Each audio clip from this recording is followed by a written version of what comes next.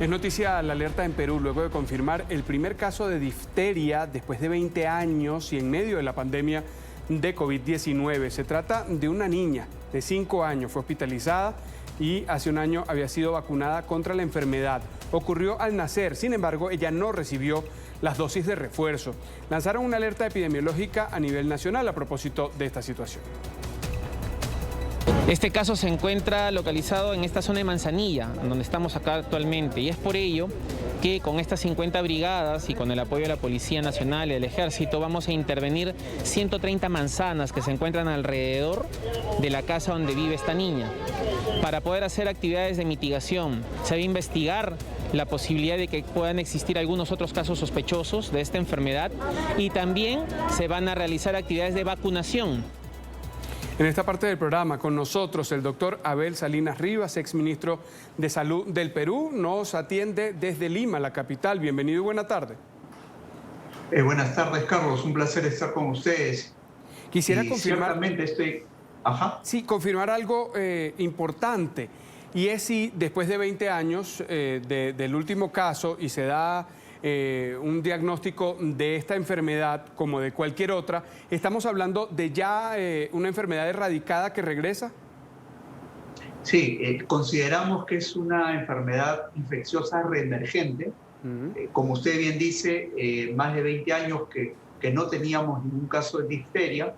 En ese caso en particular es una niña de 5 años que lamentablemente no recibió ninguna vacuna, solo la vacuna de tuberculosis, la vacuna de BCG al nacer, y después no recibió ninguna vacuna. Ella nació en la zona de la selva de Perú, y luego vino hacia la zona de Lima, es un barrio céntrico de Lima, en La Victoria, y aquí es donde lamentablemente desarrolla la enfermedad.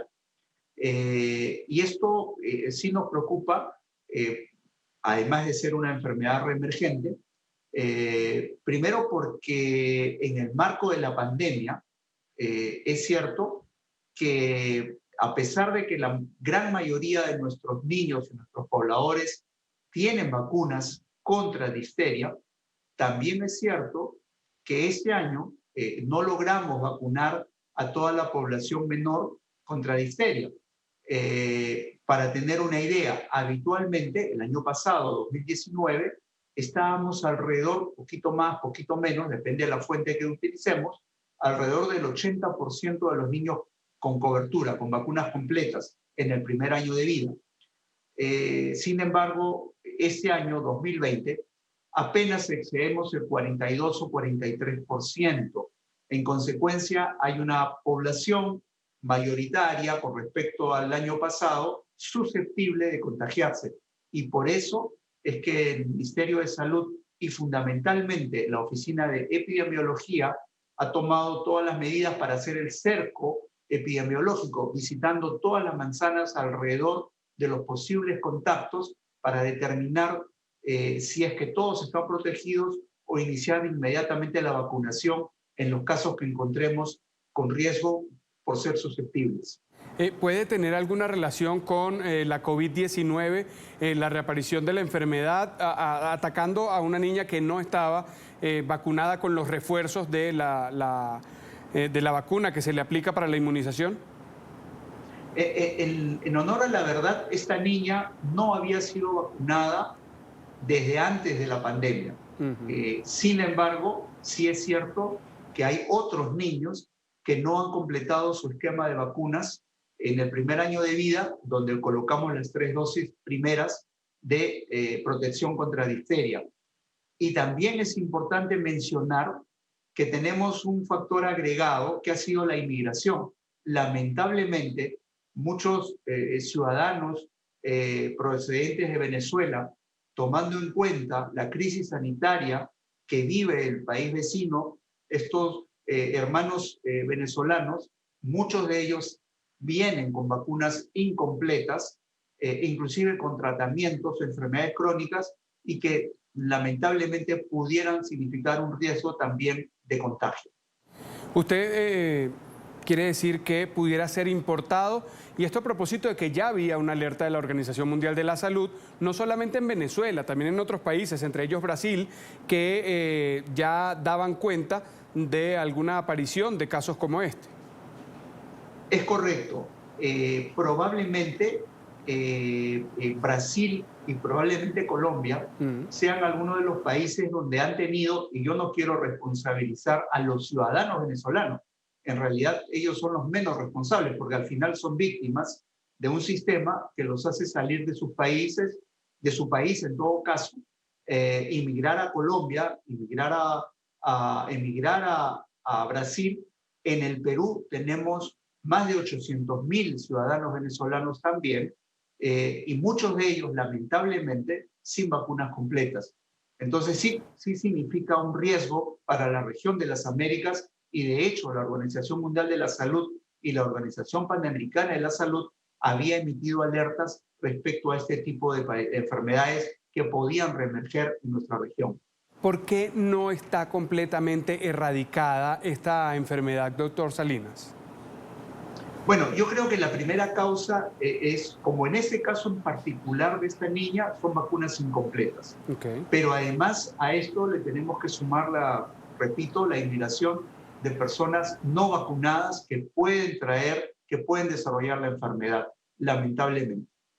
¿Esto puede repetirse o puede ampliarse a otras, la tosferina, por ejemplo, sarampión también, como algunas de esas que podrían reaparecer en medio de esta situación, sin alguna responsabilidad política o migratoria, más allá de ello, de la atención que se volcó a la COVID-19 y que pudiera estar, de cierta forma, sobre todo en nuestros países aquí en América Latina, descuidando algunas otras áreas, como por ejemplo el esquema de vacunación para quienes no son económicamente favorecidos o quienes están también geográficamente en zonas alejadas, apartadas, remotas. Sin dudas, usted lo dice claramente, tenemos una cantidad de atenciones que no se pudieron cumplir en el marco de la pandemia. No hemos podido completar vacunas, y yo le mencionaba que solamente hemos pasado el 40% de la cobertura de vacunas en los niños menores de 1 año. En líneas generales tenemos más de 600.000 niños que no hemos completado vacunas en los primeros 2 años de vida.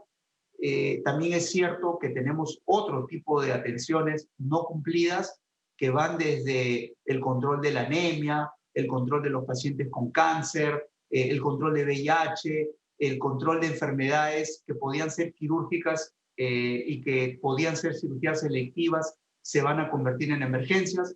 Es cierto, la pandemia tiene un efecto negativo en este caso. Y también hay otras cosas que lamentablemente afectan. Cuando usted mencionó sarampión, nosotros en el 2018, después de muchísimos años, también casi 20 años de no tener sarampión, volvimos a en el 2018 y 3 casos en el 2019. Felizmente nuestra población mayoritariamente estaba vacunada contra sarampión y pudimos hacer una campaña muy grande. Y hace poco, a principios de año, también hicimos una campaña muy grande y logramos cubrir contra sarampión. ¿Y por qué reemergía sarampión? Porque acuérdense que en algunos países, por ejemplo en Europa, dejó de colocarse la vacuna de sarampión en los niños por un tema tal vez alentado por los grupos antivacunas, que mencionaban, cosa que nunca se pudo comprobar, mencionaban que la vacuna estaría relacionada a algunos efectos adversos, como por ejemplo autismo. Y eso no fue cierto. Sin embargo, se abandonó la vacunación en Europa, volvieron otra vez los casos de sarampión y luego migraron también a la región de las Américas y otra vez reemergió en algunos países. En el Perú, felizmente, tenemos mayoritariamente la población cubierta contra sarampión y esto se ha podido controlar. Esperemos que en el caso de difteria también ocurra lo mismo. Doctor, tenemos que vacunar masivamente a la población susceptible. Nos queda muy poquito tiempo y quiero no dejarlo ir sin preguntarle, a propósito de su experiencia en el Ministerio de Salud del Perú. Una reflexión a propósito de lo que se hace desde el nivel ejecutivo, no solo en el territorio peruano, en nuestra región, a propósito de la atención a la COVID-19. ¿Podría estar la política pública volcada completamente a la contención de la pandemia y descuidando algunos otros sectores prioritarios también en nuestros países? Es cierto, yo creo que la pandemia en nuestros países y en el Perú nos ha conducido a una crisis sanitaria de gran magnitud, pero además a una crisis socioeconómica como no habíamos tenido en los últimos 100 años de vida republicana. En consecuencia, es una situación muy crítica. Hay algunas cosas que lamentablemente no se hicieron bien y estamos a la espera de que se puedan corregir. Fuimos el único país en América que solamente hacía pruebas serológicas, mal llamadas rápidas, obviando las pruebas moleculares. Se abandonó el primer nivel de atención para detectar precozmente los casos y evitar la progresión, la gravedad. Y además, el mensaje de la comunicación de riesgo, que significa el mensaje asertivo para que el ciudadano sepa cómo cuidarse y protegido, fue cambiado por un mensaje más bien de persecución, sancionatorio, o en todo caso de complicidad, que no nos ha ayudado a generar ese espíritu de cuidado, ese cambio en los hábitos sociales del ciudadano en general. Abel Salinas Rivas, doctor, exministro de Salud del Perú, ha estado con nosotros. Muchísimas gracias por su tiempo. Buena tarde. A la orden, mucho gusto. Hasta la próxima.